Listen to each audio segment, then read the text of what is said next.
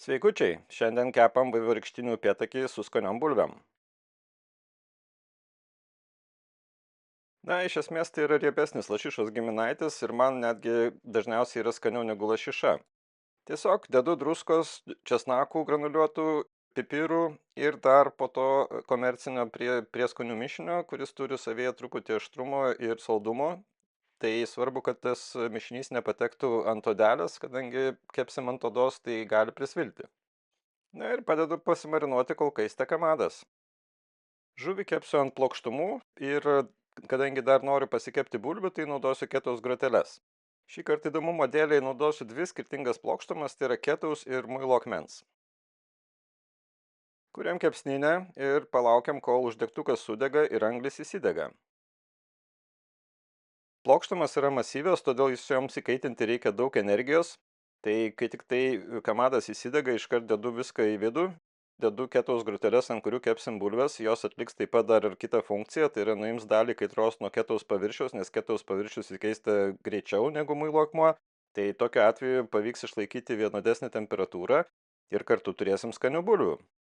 Taip iškeptos bulvės primena tiesiog blauže keptas bulves, nieko joms papildomai nedarau, tik tai yra švariai nuplautos.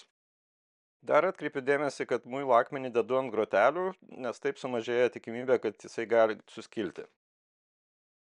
Na, viskas kaisti tikrai gana ilgai, tai per tą laiką tikrai iškeps bulvės ir laiks nuo laiko matuoju temperatūrą. Plokštumos temperatūra turėtų būti apie 240-250 laipsnių Celsijaus. Tuo pačiu kepa bulvės ir laiks nuo laiko jas tiesiog patikrinsiu, pasižiūrėsiu, ar kažkur nesvyla, perdėsiu galbūt tas bulves, kurios labiau iškepę toliau nuo ugnies, nes centre yra didesnė kaitra.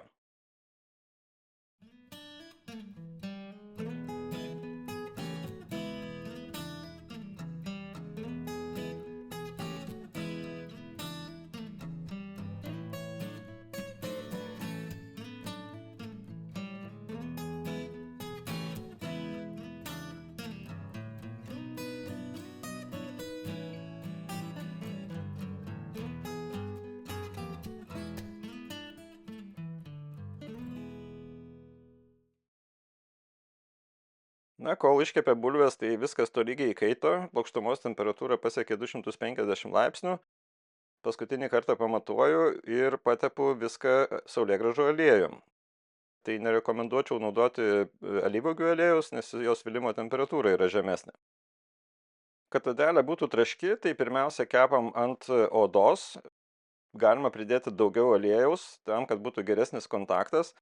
Ir kepimo procesas tikrai vyksta pakankamai greitai, tai čia reikėtų nuolat stebėti, kad neperkeptų ir nesusviltų. Kažkuriuo momentu kepimo metu dar papildomai apversiu ir kitą pusę truputį pakepsiu, bet pagrindinis kepimas 80% laiko iš esmės yra ant odos.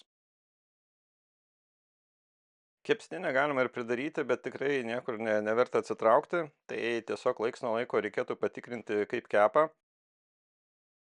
Ir galbūt patraukti kažkur žuvį į naują vietą, kurioje yra karštesnė arba šaltesnė, priklausomai nuo to, kaip greitai kepa. Odelę jau truputį paskrudus, tiesiog apverčiu ir leidžiu pakepti šiek tiek ir kitai pusiai.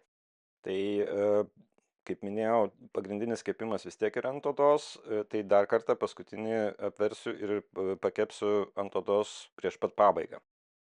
Vaivorykštinis upėtakis yra riebesnė žuvis negu lašiša, tai jį galima pakepti ir iki aukštesnės temperatūros ilgiau, bet šiuo atveju tiesiog tikslas buvo išgauti traškią odelę ir man užtenka temperatūros, kai pasiekia apie 50 laipsnių Celsijaus viduj, tokiu atveju galima nuimti ir valgyti.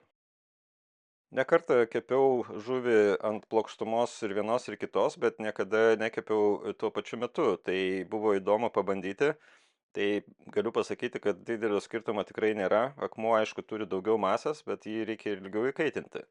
Tai šiaip rezultatas yra puikus. Siūlau pabandyti, jeigu turit ketaus plokštumą.